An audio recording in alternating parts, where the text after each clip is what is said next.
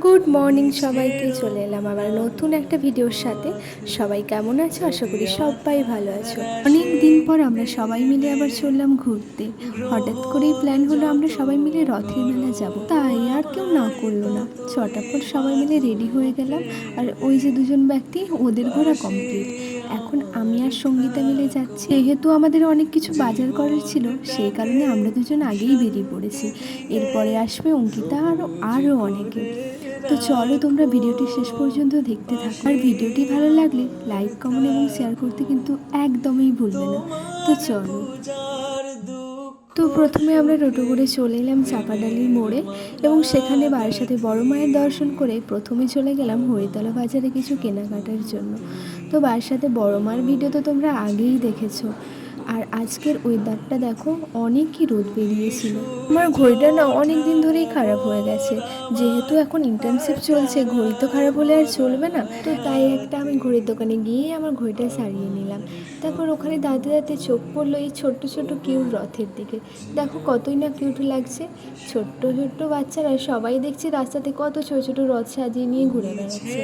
আর এত ঘাম দিচ্ছিল, একদম ঘেমে অবস্থা খারাপ। তো এই দেখো আমার ঘড়ি সারানো কমপ্লিট। তারপরে চলে এলাম এই কানের দোকানে।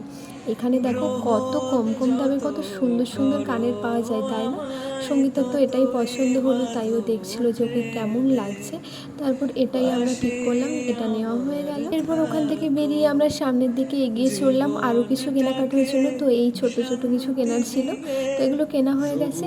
তারপর কত অলিগলির মধ্য দিয়ে এবার আমরা মেলার দিকে প্রবেশ করব। রাস্তাটা যদিও আমাদের চেনাই ছিল, কারণ আজ থেকে 2 বছর আগে আমরা একবার এখানে এসেছিলাম, ঠিক এই পাইনিয়ার পার্কেই ঘুরতে আসার জন্য। এবার বলি চলো, মেলাটা কোথায় বসেছে? আশা স্টেশনের একদম কাছেই বলতে পারো। 5 নম্বর প্ল্যাটফর্মে নেমে একটু এগিয়ে গেলেই পড়বে পাইনিয়ার পার্ক, আর ওখানেই বসে প্রত্যেক বছর রথের মেলা। তো চলো, আমরা তো অনেক বাড়ির অলিগলির মধ্য দিয়ে চলেই এলাম প্রায়, আর একটুখানি এগিয়ে গেলেই আমাদের মেলাটা চোখে পড়বে। মেলা ঠিক বসেছে তা বলার নয়, জগন্নাথ ঠাকুরের দর্শন পাবো তো। তো দেখো, রথের মেলা মানেই তো পাঁপড় ভাজা খেতেই হবে। তো প্রথমে আমরা এসেছি, গিয়ে দেখি না প্যান্ডেলের মধ্যে ঠাকুরই নেই। আমাদের মাথাতেই নেই যে ঠাকুর রথে করে আসছে। তারপর আমরা দেখো দূর থেকে দেখিয়ে দিলাম যে এইটাই হচ্ছে পাইনিয়ার পার্ক। পার্কের মতো না, একটা খেলারই মাঠ, কিন্তু জায়গাটার নাম কেনই বা পাইনিয়ার পার্ক আমারও জানা নেই। তো দেখো এখানে একটা জিলিপির দোকান বসেছে, আর রথে মেলাতে এসে জিলিপি তো খেতেই হবে, কিন্তু এখন খাবো না, যাওয়ার সময় কিনে খাবো। তো তারপর আমরা চলে এলাম এইদিকে, যেহেতু এখনও অঙ্কিতারা এসে পৌঁছয়নি। সঙ্গীতা বললো ওর কিছু কেনাকাটার আছে, তাই আবার আমরা কিনতে চলে এলাম। আর আজকে আমাকে সঙ্গীতা খাওয়াচ্ছে, ভাবতে পারো, ও আমাকে খাওয়াচ্ছে। তো যাই হোক, একটু মজাই করলাম। তো চলো, ওরা বোধহয় এসেই পড়েছে। তো আমরা এই লিচি ড্রিঙ্কসটা খেতে খেতেই যাই। তারপর ওদের সাথে আমাদের দেখা হয়ে গেল। তো দেখো এরাই এসেছে আজকে। পুজোর মণ্ডপটা কত সুন্দর করে সাজিয়েছে, তাই না? আর এখানে 7 দিন ধরে পাঠক আসবেন পাঠ করতে, মায়াপুর থেকে আরও অনেক জায়গা থেকে আসবেন।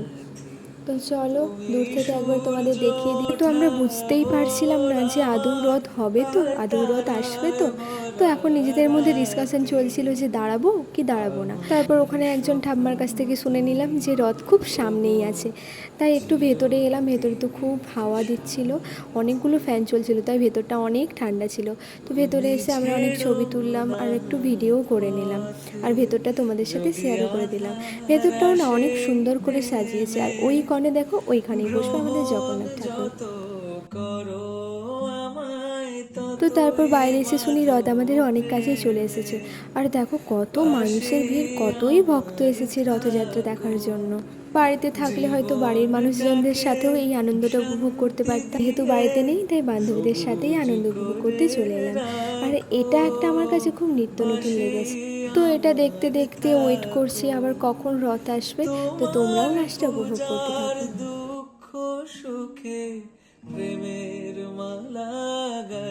তো অনেকক্ষণ অপেক্ষা করার পরে ফাইনালি আমরা রথযাত্রা দেখতে পেলাম।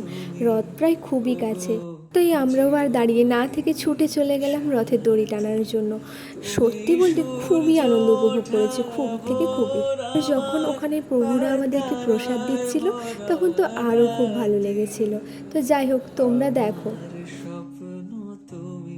এই রথেই বসে আছেন আমাদের জগন্নাথ। কতই না সামনে থেকে দেখছি, তাই না? এখানে এসে রদা অনেকক্ষণ দাঁড়িয়েছিল, আর এখানে আবার আমাদেরকে সবাইকে প্রসাদ দিচ্ছিল। তো সবাই একটা প্রসাদ পাওয়ার জন্য কতই হাত পেতেছিল, তো আমিও পেয়েছিলাম ওখানে। আর এত ছুটোছুটি করার জন্য পুরো ঘেমে গেছে, দেখেছো? এই দেখো আমি এই কলাটা পেয়েছি। তো চলো, রথ দেখা কমপ্লিট। এবার তো আমাদের যেহেতু রথের মেলায় এসেছি, জিলিপি তো খেতেই হবে, তাই এবার চললাম জিলিপির দোকানে জিলিপি কেনার জন্য। ওরা অলরেডি দোকানে ওয়েটই করছে, ওরা বোধহয় কিনেই নিয়েছে। তো এই দেখো আমরা দোকানে এসে গেছি, তারপর আমরা জিলিপি কিনে নিলাম এবং তারপর আমরা বাড়ি যাওয়ার উদ্দেশ্যে রওনা। জানি না আবার সবাই মিলে কবে একসাথে এইভাবে ঘুরতে যাব, তো আশা করি আবারও হয়তো কোনো দিন যেতে পারবো। তো তোমাদের আজকের এই ব্লগটি কেমন লাগলো সবাই কিন্তু অবশ্যই কমেন্ট করে জানাবে, এবং চ্যানেলে নতুন হলে চ্যানেলটি সাবস্ক্রাইব করে পাশে থেকো। আর 3000 ফ্যামিলি মেম্বার জন্য সবাইকে অনেক ভালোবাসা। দেখা হবে একটা নতুন ব্লগে। টাটা।